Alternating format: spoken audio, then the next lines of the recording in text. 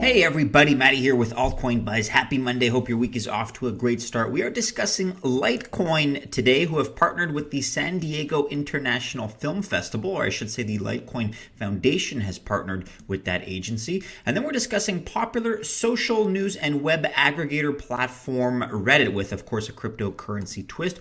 We'll discuss this UFC fighter that has changed his Twitter name to promote the Bitcoin halving. However, to temper that on EthereumWorldNews.com, there are some reasons why Bitcoin's halving might not boost Bitcoin's value as much this time around as compared to previous cycles. And then we have some Ripple news. Xpring rolls out smart features to XRP Ledger as Zemo brings RippleNet to Thailand. We'll take a look at all those stories. Let's first, however, take a snapshot look at the market on CoinMarketCap.com. $191.9 billion total market cap. Bitcoin, however, down a couple of percentage points today. We had a bit of a roller coaster in these last 24 hours, up and then back down again, minus 2.43% at the time of this recording. Other projects down similarly, 2, 3, 4, 5%. Bitcoin right now sitting at $6,713 with a dominance of 64.1%. Here on the Litecoin Foundation website, it looks like the organization is pushing deeper into film. This is from a little while ago, this article, but nonetheless relevant to what we're going to be discussing next. We're excited to announce a new and exciting partnership with the San Diego International Film Festival. Attendees of the 2019 San Diego Film International Festival that purchased a 6-day festival pass will receive Litecoin that they can use to donate to films accepted in the 2019 festival lineup. So admittedly, this is kind of old news, but we wanted to highlight this for the sake of showing how mechanically something like this could work, because in this case, back in 2019, the film that received the most Litecoin donations was awarded the Litecoin Foundation Award on Saturday, October 19th, and the Litecoin Award includes an additional $1,000 in Litecoin currency. Fast forward to today, and Reddit is considering some similar mechanisms. At Altcoin Buzz News tweeting the following: popular social news and web aggregator platform Reddit has announced trying out a new Ethereum-based community point system for users. You can read more about that on altcoinbuzz.io. So if you check out this story, this is kind of the extension of what the Litecoin Foundation and others have been implementing and have been trying out. It's nothing too revolutionary, admittedly,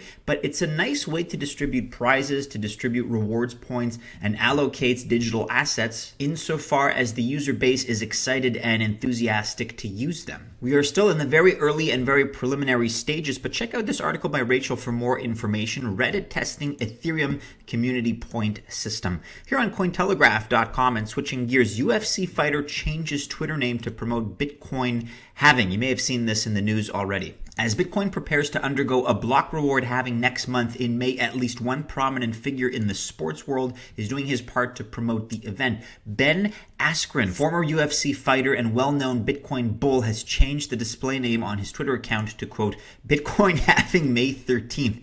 Askren has more than 311,000 followers. That Bitcoin halving event is coming up quickly in just over 30 days when the total blocks in the Bitcoin network reach 630,000. The so-called halving will reduce the block reward from 12.5 to 6.25 Bitcoin. Askren has traditionally supported Bitcoin and Litecoin, hence the enthusiasm. And don't forget, speaking of Litecoin, they've also had promotional pieces, and they've been affiliated with the UFC in the past. So I don't think this individual's, regardless of his ability, regardless of whatever fame, to the extent he has fame, I don't think he's going to tilt the scales one way or the other. People either know about the Bitcoin halving event or they don't.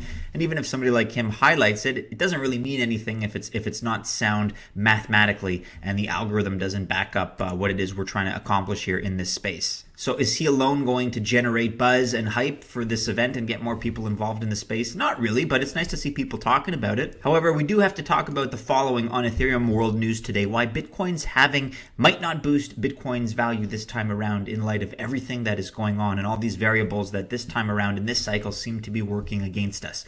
Previous halving events have resulted in Bitcoin gaining in value. However, the current market environment might hinder a boost in price. So to begin with, the current global economic environment is very different from past Bitcoin halving events. And the first halving event was on the 28th of November 2012. The second, if you remember, was on July 9th, 2016. And the third is going to be in about a month, the 12th or so of May 2020. Perhaps Litecoin's performance during last year's Litecoin halving was a warning sign that Bitcoin's value will not really go up. Peter Brandt issued the following tweet about a month ago on the 17th of March. Bitcoin halving equals grossly overrated. The daily trading volume of Bitcoin equals the real supply of Bitcoin. And the daily reduction of mined Bitcoins, or the new supply, equals approximately 0.02% of the real supply. Reduction of new supply because of having as a percentage of real supply equals chump change. In other words, he's saying it's not really going to amount to much in the end ultimately. But whether or not Mr. Brandt is right, Bitcoin's value still may not get much of a boost this time around with the halving. So the debate is probably going to be worthy of a research paper. But what we do know is that the world, as we know it, is coming to terms with the coronavirus pandemic, of course. And as a result, global economies have been hit hard with the Dow Jones, S&P 500, and oil dropping significantly in the past 2 weeks. They are up a little bit since the time of this publication, but things are still hurting nevertheless. As a result, the U.S. is considering bailouts, which we've talked about, to the tune of $2 trillion, more like $6 trillion when you look at the expanded legislation. So they're looking at that. They're also looking at giving all citizens a cash stimulus, and governments all over the world are doing all they can to prevent a recession in their respective economies. So it is with the above global economic environment that Bitcoin's halving might not have the desired effect on the price of Bitcoin. And we saw in an earlier analysis, which is linked to here, that the value of Bitcoin might be headed to the mid or high $2,000 levels if there is a confirmed recession. Take that with a grain of salt, of course, that is just a theory, but anything is possible in this space.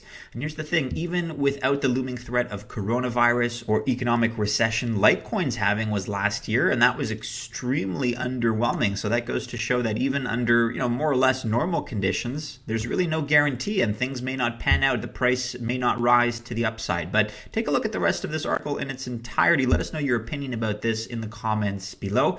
I think that the halving is always a leading indicator of success. I think it takes, if not a year or so, it takes at least several months for things to kick in. And this time around, I will concede that it's going to be very difficult for the miners because they're already being squeezed. Profitability is very, very low. But for those that stick with it, and for those that hang around, for those that are able to perhaps take losses in the short term, it is my opinion that in the long term, so perhaps a year out or more, things are going to look a lot better and their efforts are going to pay off. But I could be wrong. Let me know your thoughts about that in the comments below. And finally here today, guys, on coinspeaker.com, Ripple's Xpring rolls out smart features to XRP Ledger, and Azimo brings RippleNet to Thailand. Ripple's XRP Ledger is all set to get new improvements and features in the upcoming updates scheduled ahead this week on Wednesday, and these features will add additional support to the XRP protocol.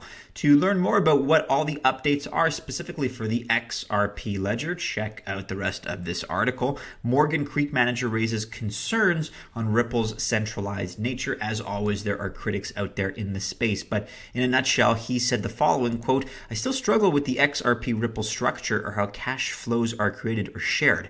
But that's a topic for another day. Yes, there is a point at which if they had enough distribution of XRP, it could qualify for the index." That is courtesy of Mark Yusko, the CEO and founder of Morgan Creek Capital Management. For all the XRP fans out there in the altcoin buzz army, we know there are many of you. We'll link to this in the description below. But that about wraps it up for today, everybody. Do be sure you're following us on all the regular social media channels and keep checking back into altcoinbuzz.io for all the latest. Go ahead, like, subscribe, share, and hit the bell, of course, to receive notifications if you've enjoyed today's video. Best of luck if you choose to invest on this Monday. Don't forget, you can still attend the Blockdown conference that is happening later this week. Check out the description below. You can find information on our discount code. You'll save $20 and you can still attend the 2-day conference in your pajamas if you so choose. But have a great one, everybody. A great Monday. As always, we do hope to see you again soon in our next video. Take care.